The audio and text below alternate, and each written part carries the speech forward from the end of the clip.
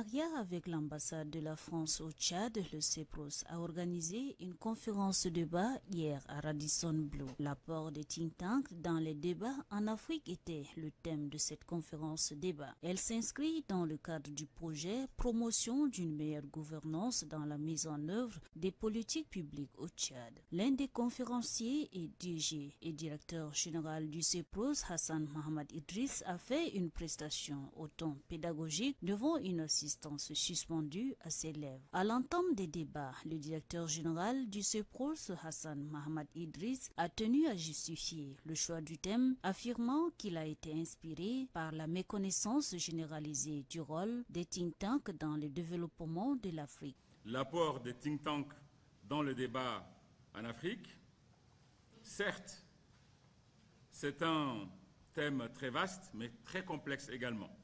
Il se pose aujourd'hui, pour nous et pour vous, pour deux raisons. La première raison, c'est pour démystifier la notion de think tank et susciter son appropriation par les décideurs et les institutions.